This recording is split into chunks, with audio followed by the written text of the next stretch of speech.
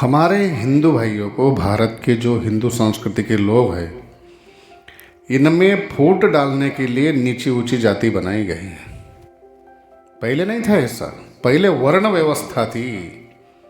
ब्राह्मण कर्मों के द्वारा देखा जाता था, क्षत्रिय भी कर्मों के द्वारा देखा जाता था, वैश्य भी कर्मों के द्वारा देखा जाता था और शूद्र भी कर्मों के द्वारा देखा जाता था। अब जो है कई हमारे हिंदू धर्म में फूट डालने के लिए नेता लोग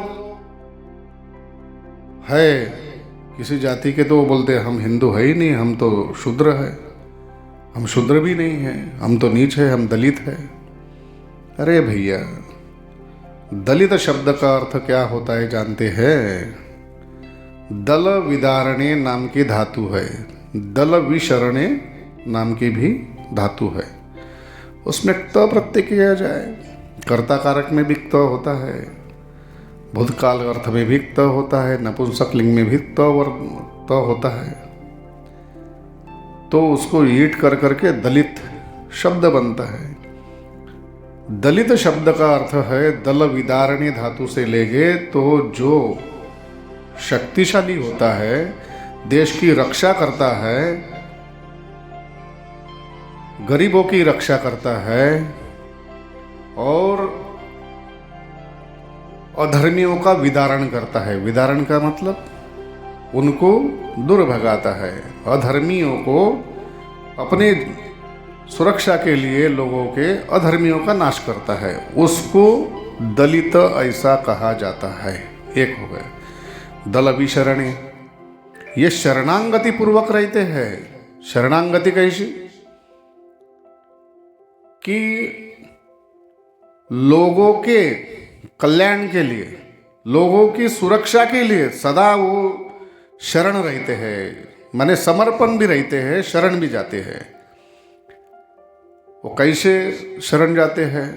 सदा उनको पूछते हैं कि भाई सुखी हो ना हो, सबका सुख, सबको सुख पहुंचाने वाला दलित शब्द का अर्थ होता है। किसी जाति विशेष का नहीं होता है।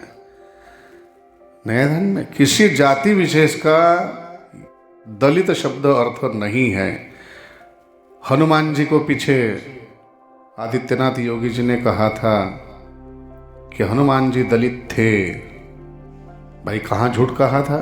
जो जिनको बुद्धि नहीं है, जो पाणिनि के व्याकरण को शुद्धता से पढ़ते नहीं हैं, जो आंग्ल भाषा को, अंग्रेजी भाषा को महत्व देते हैं, वो केवल समाज में फूट डालने के लिए ऊंच नीच की बात करते हैं कि हम बड़े श्रेष्ठ हैं, ये दलित है, और समाज को जानबूझ के खींच रहे हैं नेता बन करके। और वो क्या कर रहे हैं पता है? जिन लोगों ने नालंदा जैसे गुरुकुल को जलाया, वहाँ का सारा साहित्य जलाने की कोशिश की, समाप्त करने की कोशिश की है।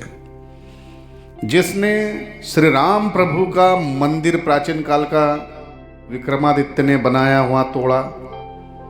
जिन लोगों ने अन्याय किए, मुगलों ने, औरंगजेब ने, अकबर ने, उनके पूरे खानदान ने, बाबर ने, मोहम्मद घुरी ने, जितने लोगों ने अन्याय किए, इस पर केवल हिंदुओं पर हमारे गुरुकुल तोड़े। जिन लोगों ने हमारा कृष्ण मंदिर तोड़ा मथुरा का, जिन लोगों ने काशी विश्वनाथ का मंदिर तोड़ा, जिन जिन लोगों ने हमारे लाखों मंदिर तोड़ करके वहां पर मस्जिदें बनाई, जहां खोदा जाता है, जहां खुदाई होती है, समझे? जहां खोदा जाता है वहां मूर्ति निकलती है, जहां खुदा जाता है वहां मूर्ति निकलती है। माने इनका खुदा कौन है? खुदाई में निकलने वाला कौन होता है? भगवान होता है। ये खोद खोद करके उनको गाड़ दिए भगवान को, इसलिए उन्होंने उनके अल्लाह का नाम खुदा रखा। लेकिन ऐसा नहीं। इन लोगों के साथ हमारा भाईचारा कैसा हो सकता है? ये हमारे माँ बेटियों को, माँ बहनों को चारा बना लेते हैं। हमारे हिंदुओं को भी चारा बनाते हैं। हमारी मूर्तियाँ जाती है, देवी की, गणेश जी की मूर्ति जाती है, तो वहाँ पर ये पत्थर मारते हैं, गोली मार देते हैं। और ये पाकिस्तान का झंडा लगाते हैं अपना धर्म का बोल के। और इनका अगर कभी पाकिस्तान का मुस्लिम का झंडा है भाई, तो इनके अफगानिस्तान का झंडा अलग है, इनके मजहब का झंडा मानते हैं। तो भाई इनके जब कोई कार्यक्रम होते हैं तो हिंदू तो कंकड़ भी नहीं मारता, मना भी नहीं करता, खड़ा प्रसन्नतापूर्वक देखता है। लेकिन इनके मस्जिद के पास से, इनके मोहल्ले से जा कर के भारतवर्ष में हिंदुओं ऐसी स्थिति आ रही है, इसलिए हम लोगों को सावधान होना बहुत ज़रूरी है। हम लोग इनके साथ में भाईचारा कभी भी नहीं कर सकते, और हमने किया भी तो ऐसा समझ लो, भुजंगानाम विषपानम भुजंगानाम पहपानम केवलम विषवर्धनम, सांपों को दूध पिलाने जैसा है और केवल विष का वर्धन करना है, केवल भारत में जहर को ही बढ़ाना है।